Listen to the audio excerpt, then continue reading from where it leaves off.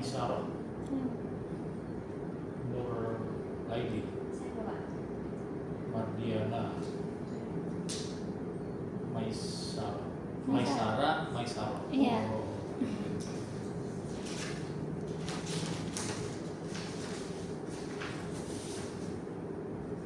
Ada pengantar sebelum mau pengantar dulu atau gimana?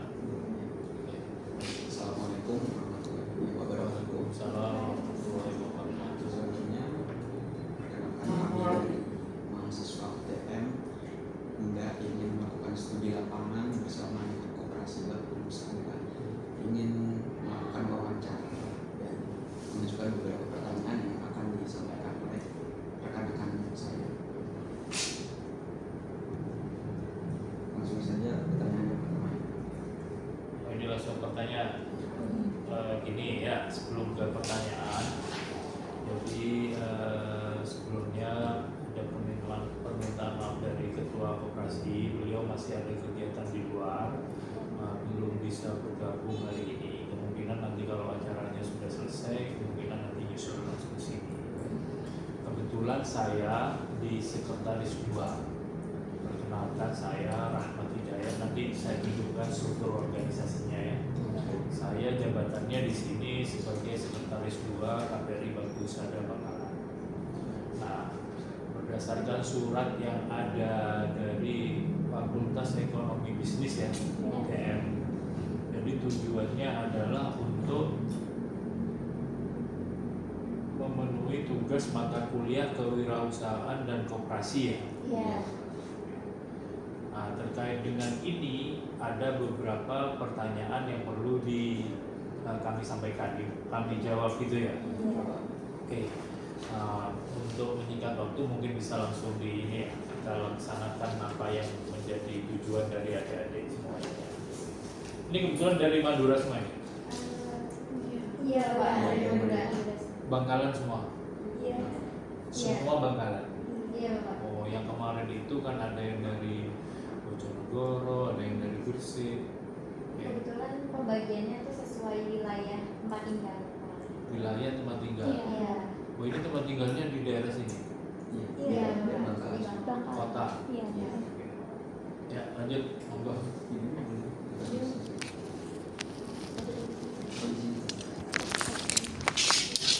Perlu saya sampaikan company profile-nya koperasi? Nggak perlu. Apa langsung pertanyaan? Sekilas tentang koperasi ini perlu nggak disampaikan? Boleh, Pak. Boleh? Iya, Oke, boleh. ya. Jadi ini adalah Koperasi Pegawai Republik Indonesia yang biasa dikenal dengan KPRI Bakti Husada Kabupaten Bangkalan. Ini salah satu koperasi KPRI yang ada di Bangkalan. Dari kurang lebih itu berapa ya? Sekitar 30-an KPRI kalau saya nggak salah ya. Itu datanya ada di PKPRI yang di Sanggan itu. Pusat Koperasi Pegawai Republik Indonesia di sana. Jadi kita KPRI itu adalah anggota dari PKPRI yang di Sanggan itu ya. Baik. Nah, KPRI Bakti Husada ini beranggotakan dari orang-orang dulunya awalnya itu dari orang-orang kesehatan, dari orang-orang medis dan para medis yang bekerja di dinas kesehatan, rumah sakit, dan 22 puskesmas yang ada di Kabupaten Bangkalan. Itu awal berdirinya begitu. Nah, karena kami ini mayoritas adalah pegawai negeri itu kan bisa dipindah-pindah ya posisi jabatannya dan segala macam.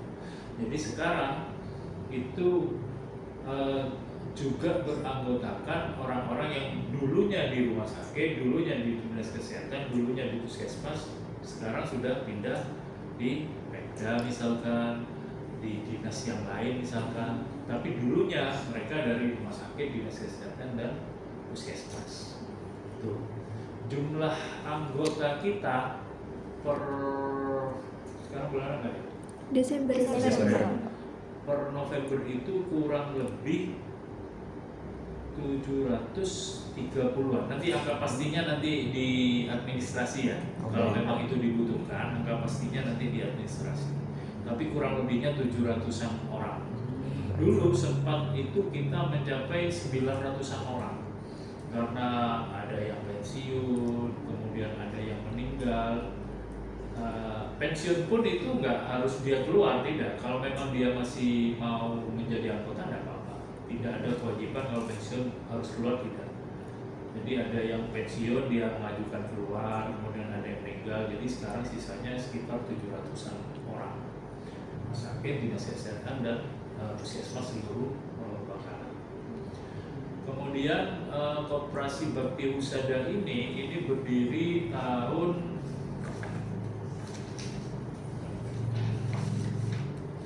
kalau di badan hukumnya itu tahun 96, tapi berdirinya itu sebelum itu udah berdiri. Baru berbadan hukum tahun 96. Berdirinya tahun Berarti baru resmi itu tahun 96 ya? artinya berbadan hukum itu tahun 96. Kalau dulu ya mungkin koperasi itu tidak harus berbadan hukum. Jadi kalau ditanya resmi atau tidaknya, kalau parameternya adalah badan hukum ya 96. Tapi berdirinya itu sebelum itu.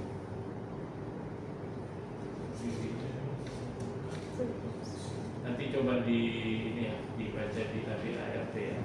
Saya sendiri kan masih baru 2006 menjadi anggota. Ya. Nah, itu sekilas Koperasi Bakti Husada yang ada di Jalan Pemuda Kava. Mungkin ada dilanjut pertanyaan atau bagaimana? Boleh dilanjut pertanyaan.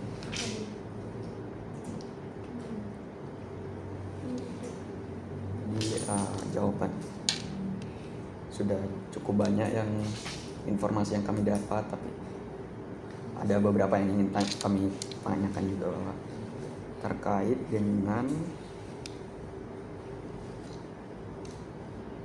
operasional. Apa sumber permodalan utama dari koperasi berikut? Koperasi Bakti Husada Ya. ya. Jadi kami itu modal usahanya, modalnya itu terdiri dari yang jelas kita itu kan koperasi itu azasnya itu dari kita, oleh kita dan untuk kita. Ya. Jadi modal utamanya ya dari kita, dari anggota. Kita ke anggota itu bukan memungut. Anggota itu kalau kita mau menjadi anggota itu ada simpanan pokok dan simpanan wajib. Nah itu yang menjadi modal utama dari bergeraknya koperasi ini. Selain itu, kalau kita kekurangan modal, kita juga bisa pinjam ke induk kita yang PKPRI tadi yang saya sebut. Kemudian juga kita biasanya juga ke bank. Itu modal utama. Tapi modal utamanya itu dari anggota. Karena kita ada kewajiban setiap anggota itu ada simpanan pokok dan simpanan wajib yang kita nanti kelola. Baik, pertanyaan selanjutnya, Ya. apakah ada program pengembangan atau inovasi yang sedang berjalan saat ini? Pengembangan inovasi Ya, yang sedang berjalan saat ini. terkait dengan pelayanan atau Ya. terkait dengan apa? Boleh dari pelayanan atau inovasi. Ya, jadi kita ini kan koperasi awalnya itu kan konvensional, tradisional gitu. Nah, berjalannya waktu kita kan harus mengikuti perkembangan zaman. Kita sudah mengarah kepada digitalisasi. Jadi semuanya kita sudah tercatat secara aplikasi. Kemudian pelayanan juga kita kalau dulunya kan biasanya kita serah terima uangnya itu kan tunai. Sekarang sudah melalui non tunai. Kita pembayaran juga sudah melalui non tunai. Bisa tunai, bisa non tunai. Kemudian kita juga berkembang di sisi usaha kita. Tidak hanya simpan pinjam, tapi kita juga sudah melayani seluruh kebutuhan anggota. Contohnya misalkan kita juga melayani terkait dengan kebutuhan anggota terkait dengan kendaraan, kemudian juga kebutuhan kafling tanah, kemudian juga kita di bawah itu ada toko perdagangan. Jadi perkembangan unit usahanya juga sudah semakin berkembang. boleh tahu tantangan apa aja yang dihadapin dari apa Koperasi. dari koperasi yang sedang berjalan, Tantangan ya. Iya, tantangan. Jadi begini, tidak mudah untuk mengakomodir kemauan dan kebutuhan dari sekitar 700 orang. Kan pasti orang itu kan berbeda-beda ya. Iya. Nah, tantangannya yaitu tadi, kita bagaimana mengakomodir pikiran-pikiran, usulan-usulan dari 700 sekian orang itu. Itu suatu hal yang tidak mudah menurut kami. Jadi itu bagian dari tantangan. Karena apa? Karena 700 sekian orang itu kan tersebar di seluruh Kabupaten Bangkalan ya, dari 18 kecamatan. Iya. Jaraknya juga jauh-jauh. Jadi kita mau mengkomunikasikan sesuatu itu kan butuh apa namanya? Butuh usaha ya, butuh ada tantangan tersendiri di situ. Nah, tapi kita kan punya wadah untuk bisa menyampaikan apa-apa yang menjadi pokok-pokok pikiran kita, yaitu dalam 1 tahun kita itu minimal melaksanakan rapat anggota itu 1 kali minimal, tapi kita melaksanakannya 2 kali, yaitu rapat anggota tahunan, kemudian rapat anggota rencana kerja RAT dan RARK. Disitulah wadah kita berkomunikasi dengan anggota-anggota yang tersebar di seluruh Kabupaten Bangkalan. Selain itu ya karakter anggota itu juga beda-beda. Artinya begini, tidak semua orang itu kan karakternya bagus ya. Ada karakternya yang istilahnya kurang bagus. Misal nih ada beberapa anggota yang misalkan pinjam di unit usaha kita, terkadang proses bayarnya menjadi macet dan segala macam, itu kan juga menjadi tantangan untuk kita, karena koperasi itu tidak sama dengan bank, tidak sama dengan yang lain. Kalau bank itu kita nggak bayar disita, tapi koperasi ini kita tetap memegang asas gotong royong, asas kekeluargaan. Disitulah seni-seninya bagaimana kita mengatasi permasalahan-permasalahan yang ada.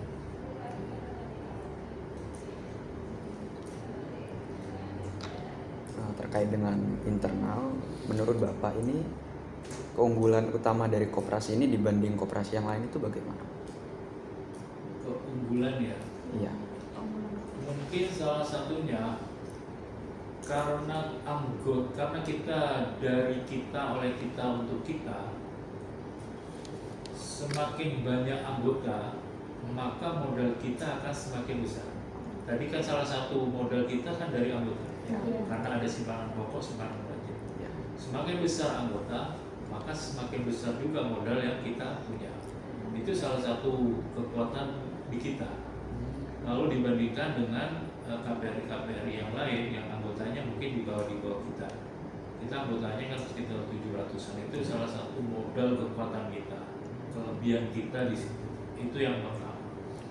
Yang kedua, mungkin kita sudah beradaptasi dengan perkembangan zaman. Semuanya kita sudah komputerisasi. Kemudian kita juga punya perdagangan yang sudah juga berjalan. Saya kalau membandingkan dengan koperasi yang lain, saya kurang bisa memahami yang lain itu unit usahanya apa. Jadi saya nggak bisa. Cuman yang saya bisa sampaikan apa yang ada di sini, yang kita punya. Jadi kita punya anggota yang besar, itu menjadi kekuatan kita. Kemudian kita juga sudah komputerisasi, dan terbukti kita juga sudah diakui dengan ada beberapa prestasi. Nanti saya tunjukkan ya. Kita sudah ada beberapa prestasi dari tingkat provinsi. Baik Bapak, kira-kira apakah persaingan dengan koperasi lain yang menjadi faktor yang perlu diperhatikan? Persaingan. persaingan dengan koperasi lain. Ya, yang perlu diperhatikan. Begini, karena koperasi KPRI Bakti Wisata ini kan bersifat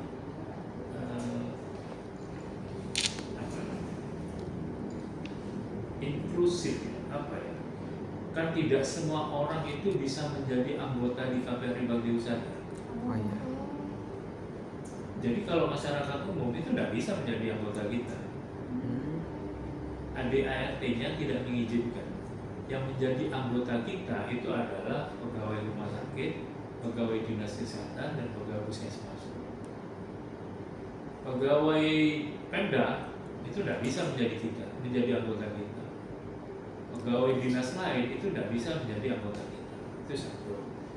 Yang kedua, walaupun rumah sakit, dinas kesehatan, dan puskesmas itu tidak semuanya bisa menjadi anggota kita. Yang tenaga kontrak misalkan, itu saat ini kita masih belum membuka untuk tenaga kontrak menjadi anggota. Yang boleh itu PNS, P3K, sama tenaga honorer yang dulu sudah menjadi anggota. Sekarang untuk tenaga honorer sudah kita tutup untuk menjadi anggota. Jadi kalau ditanya apa yang bisa bersaing dengan koperasi lain, ya gimana ya? Karena memang kita tidak bisa menerima anggota dari pihak lain gitu. Karena kita ada membatasi yang bisa menjadi anggota kita. Tapi begini, kalau dilihat dari sisi pelayanan, misal nih simpan pinjam misalkan, koperasi lain kan juga ada unit simpan pinjam. Ya. Nah, kita mungkin bisa mengatasi persaingannya dengan menetapkan jasa yang lebih rendah dari koperasi lain, mungkin ya. Tapi khusus untuk anggota kita ya, yang boleh pinjam khusus anggota kita. Kalau dari masyarakat umum itu tidak bisa pinjam. Ya. Maksudnya anggota kita biar pinjam di koperasi kita sendiri, kita itu menawarkan jasa yang lebih rendah dari anggota lain. Dan kita kelebihan dibanding koperasi lain, anggota itu mendapatkan beberapa hak-hak keistimewaan. Contoh, kita itu merencanakan setiap tahun itu memberikan beasiswa kepada putra-putri anggota yang berprestasi. Kemudian anggota yang masuk rumah sakit, rawat inap ya, bukan rawat jalan, rawat inap, itu kita memberikan sumbangsi ya, sumbangsi kepada anggota yang masuk rumah sakit. Kemudian anggota yang menikah untuk yang pertama, kita juga memberikan tali asih, Kemudian anggota yang meninggal, kita juga memberikan uang bela sungkawa. Kemudian kita juga memberikan uang untuk anak asuh bagi anak-anak anggota yang kurang mampu. Jadi ada banyak keuntungan yang bisa didapatkan oleh anggota. Saya nggak tahu di koperasi lainnya. Itu yang terjadi di koperasi kita. Ada banyak keuntungan yang bisa anggota dapatkan. Selain di akhir tahun nanti kita memberikan sisa hasil usaha sesuai dengan keaktifan anggota masing-masing. Dan ini juga di setiap hari raya kita memberikan bingkisan untuk anggota. Itu kelebihan-kelebihan yang bisa anggota terima. Karena memang prinsipnya dari kita, oleh kita, dan untuk kita. Maaf Pak, kalau faktor-faktor yang paling mempengaruhi di kinerja koperasi itu apa ya Pak? Faktor-faktor yang berpengaruh yang paling berpengaruh terhadap kinerja koperasi. Faktor yang paling berpengaruh pada kinerja saya kok belum nyantol maksud pertanyaannya, bisa disederhanakan mungkin. Bisa diberi contoh misalnya. hal-hal yang memberikan pengaruh paling besar sama kinerja koperasi, sama Pengaruh untuk proses operasional. proses operasional. Ya, supaya koperasinya tetap berjalan dengan sesuai visi misi gitu Pak. Yang jelas begini ya, koperasi ini bisa berjalan kalau ada anggotanya, iya kan?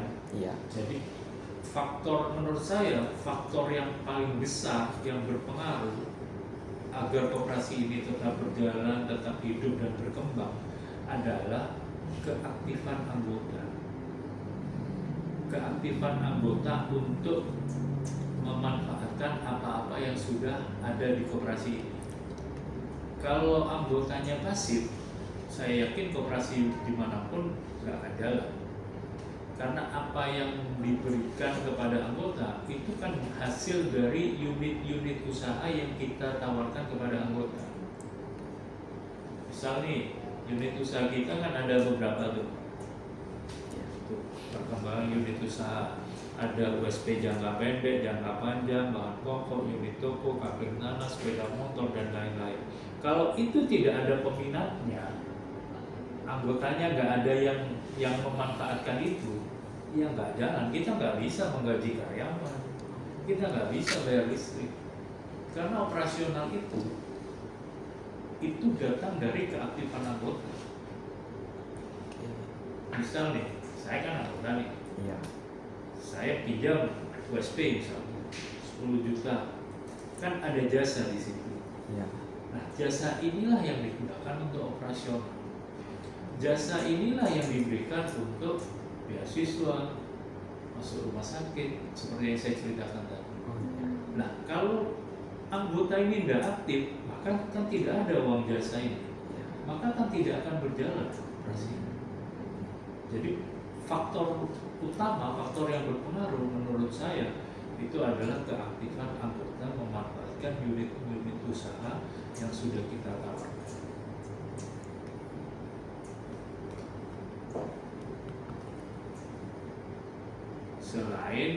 Selain itu mungkin ini ya, apa namanya, pemikiran inovasi dari pengurus-pengurus. Jadi kan pengurus itu harus berpikir terus apa sih yang bisa diterima oleh anggota sehingga koperasi ini tetap bisa berjalan. Jadi faktor-faktor apa, unit-unit usaha baru apa yang kira-kira bisa berjalan. Jadi kan butuh inovasi pemikiran dari pengurus. Jadi pengurus itu harus punya pikiran yang inovatif, harus jujur. Kalau pengurusnya misalkan nggak jujur, ya habis juga kan. Kemudian harus transparan, artinya laporan-laporan itu kan kita transparan, artinya anggota yang 700 sekian itu kan harus tahu penggunaan uang ini untuk apa. Itu kita pertanggungjawabkan semua di forum yang tadi saya sebutkan yang namanya rapat anggota tahunan RAT. Dan apa yang mau kita kerjakan itu forumnya adalah rapat anggota rencana kerja. Jadi ada 2, setahun itu kita melaksanakan 2. Kalau yang RARK-nya itu sudah kita laksanakan untuk tahun 2026 itu kemarin di bulan November. Jadi kita mau melakukan apa saja di tahun 2026 sudah kita jelaskan di rapat anggota di bulan November kemarin. Kemudian apa yang sudah kita kerjakan di tahun 2025 sampai nanti 30 Desember itu akan kami pertanggungjawabkan secara terbuka kepada anggota nanti di rapat RAT yang insya Allah akan dilaksanakan bulan Februari tahun depan. Karena kan harus menunggu Desember selesai baru nanti kita pertanggungjawab.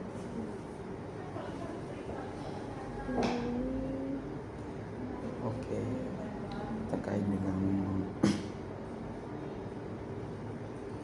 peluang, terkait peluang saat ini, apakah ada peluang-peluang baru yang entah sedang dimanfaatkan atau masih belum sempat untuk dimanfaatkan? Peluang baru. Iya, Peluang baru dari sisi apa? dari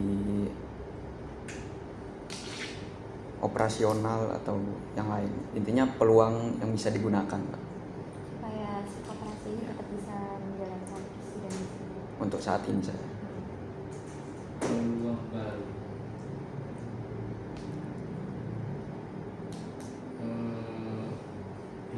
peluang untuk mengembangkan koperasi itu ya. Iya, Bapak benar.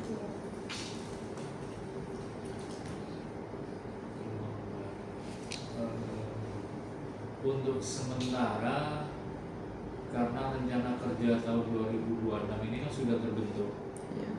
Ini secara garis besar itu melanjutkan program-program yang sudah ada.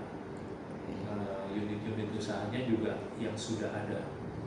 Untuk peluang-peluang baru, mungkin unit-unit usaha baru ya yang dimaksud ya. Iya. Misal mendirikan hotel atau apa gitu. Itu kita masih belum ke arah sana, belum ke arah yang untuk sementara kita hanya melayani apa yang anggota butuhkan. Kalau penginapan, travel dan segala macam itu kan arahnya sudah menjadi kebutuhan umum juga gitu kan. Iya. Itu kita masih belum ke arah sana. Masih memikirkan apa yang dibutuhkan anggota. Jadi unit-unit usaha yang kita rancang itu semuanya untuk kebutuhan anggota. Kecuali toko ya, toko itu boleh jadi umum boleh, tapi mayoritas pendapatan toko itu mayoritas dari anggota. Karena setiap anggota itu kita wajibkan untuk setiap bulan itu belanja 150.000. Itu ada kewajiban setiap anggota itu wajib belanja, kita kasih voucher itu 150.000. Mereka misalkan belanjanya 200 boleh, jadi yang 150-nya udah dipotong dari voucher, 50.000-nya bisa bayar tunai. Jadi setiap anggota wajib belanja 150. Baik. Selanjutnya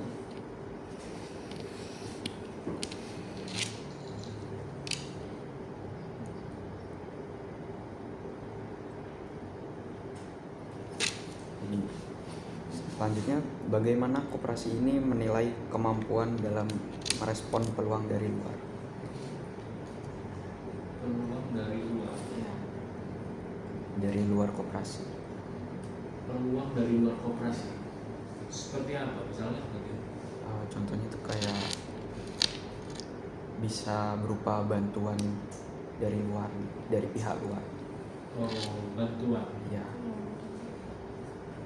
Begini, selama ini koperasi kita itu kan berinduk kepada PKPRI. Kemudian juga ada lembaga lain yang namanya Dekopinda, Dewan Koperasi Indonesia Daerah Bakaran.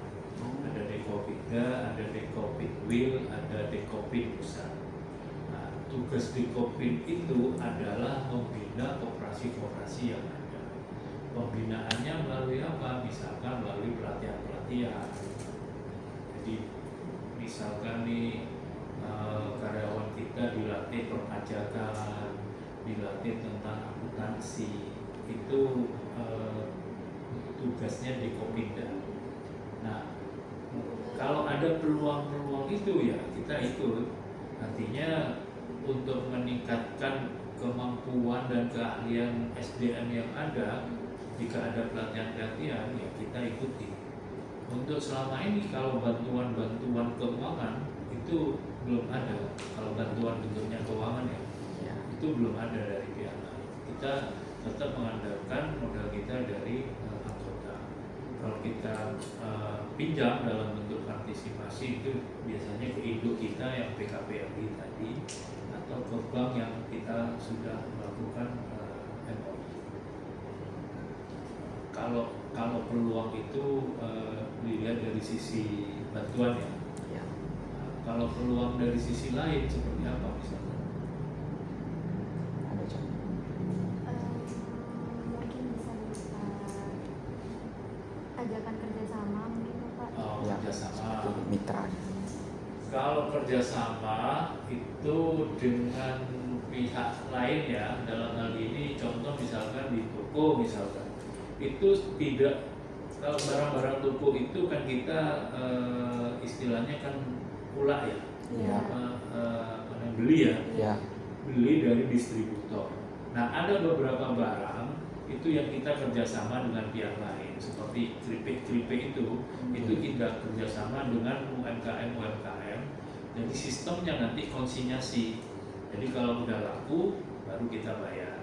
Kita kasih keuntungan berapa. Nah, kalau distributor kita kan beli langsung bayar. Kalau yang kerjasama dengan UMKM dan pengrajin itu namanya konsinyasi. Jadi laku berapa baru kita bayar. Kalau nggak laku ya diambil lagi sama orang. Itu ada salah satu peluang-peluang yang kalau kita lihat dari sisi kerjasama dari pihak lain.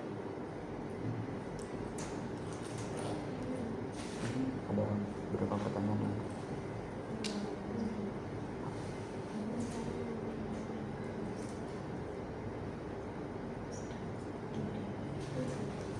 Semua.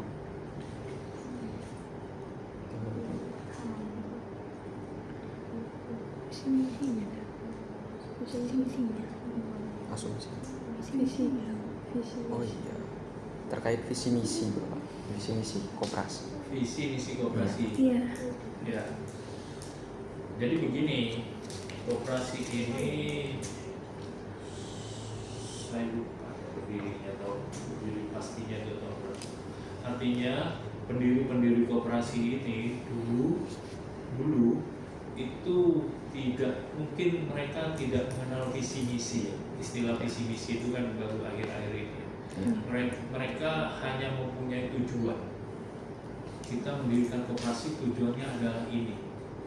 Kita mendirikan koperasi dasarnya adalah ini. Nah itu semuanya nanti bisa dibaca di sini di ART kita. Nanti saya pinjemin. Itu ada di sini ada. Salah satunya saya bacakan ya. Baik. Nah, landasan, asas dan tujuan koperasi ini berdasarkan Pancasila dan Undang-Undang Dasar. Koperasi ini bertujuan memajukan kesejahteraan anggota beserta keluarganya pada khususnya dan kesejahteraan masyarakat pada umumnya, serta ikut membangun tatanan perekonomian nasional dalam rangka mewujudkan masyarakat yang maju, adil, makmur, dan berdasarkan Pancasila. Fungsinya, koperasi ini sebagai sarana wahana pembinaan, pembimbing, dan penggerak insan koperasi di kalangan pegawai Republik Indonesia dalam lingkungan wilayah Kabupaten Pangkal. Nanti secara lengkapnya bisa di sini ya, bisa di foto atau di apa maupun, tapi jangan di bawah. Iya Bapak. Boleh ya Bapak kalau difoto ya? Boleh, tidak apa-apa. Tapi perlu saya sampaikan, ADART ini di tahun ini kita masih melakukan pembodokan untuk merubah ADART karena menyesuaikan dengan perkembangan zaman. Ini kan mulai 9 tahun ini, belum sama sekali belum pernah direvisi. Nah, tahun ini kita melakukan pembodokan. Nanti di rapat RAT akan dibahas dengan anggota mana-mana pasal-pasal yang perlu dilakukan revisi. Tapi nggak apa-apa, ini nggak berubah banyak kok dari yang ini. Ini bisa dibaca di sini.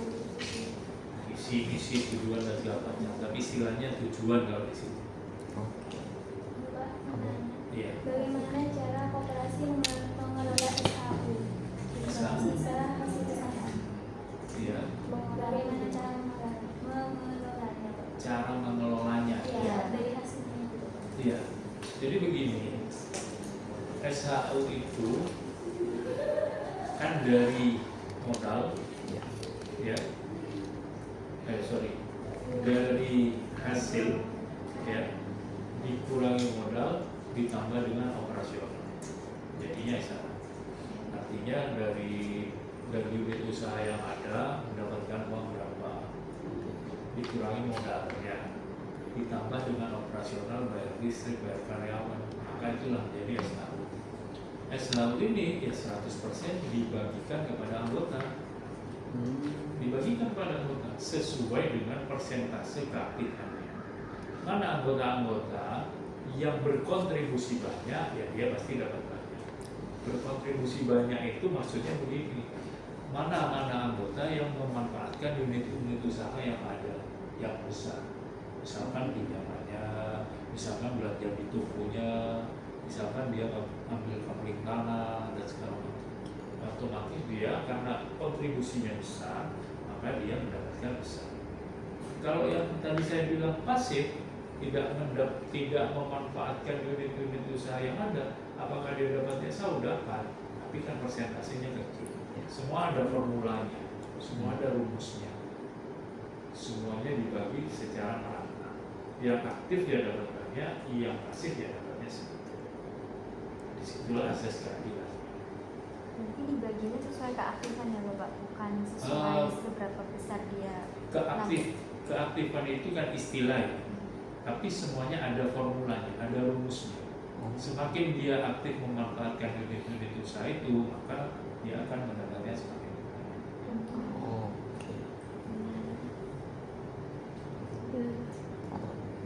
Kan tidak adil kalau dia nggak aktif, nggak pinjem, nggak sering beli di toko kita, terus mendapatkan SAO banyak, itu kan menjadi tidak adil.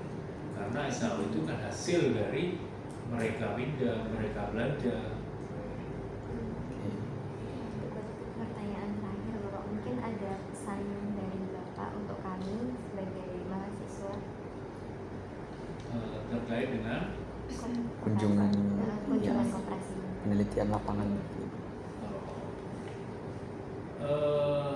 Pak ya, jadi saya itu berterima kasih sih. Kita berterima kasih. Artinya begini, mahasiswa atau kampus itu kan tugasnya itu meneliti, menganalisa. Kami berharap dari hasil analisis, dari hasil penelitian itu menghasilkan sebuah misalkan kalau bisa dibilang misal pertemuan atau pemikiran atau apa yang bisa menjadi feedback ke kita, menjadi masukan-masukan positif buat kita. Tujuannya adalah untuk perkembangan koperasi ini sendiri ke depan. Jadi kami berharap tidak hanya selesai ditanya jawab ini, tapi ada sebuah feedback positif untuk kita. Sebaiknya misalkan nih koperasi, misalkan adik-adik ini nanti kan ini dibahas ya di kampus atau di kelas dibahas. Ya. Kelompok lain ini kan membahas koperasi yang lain. Ya. Nah, misalkan ini kan nanti bisa di-compare. Oh, koperasi di sana itu begini. Kita bisa ambil sisi positifnya, bisa kita terapkan di sini. Nah, feedback seperti itu yang sebenarnya kita harapkan. Jadi ada simbiosis mutualisme yang bisa adik-adik dapatkan dari kita, dan kita juga mendapatkan informasi apa dari pihak kampus. Itu harapan kami sih.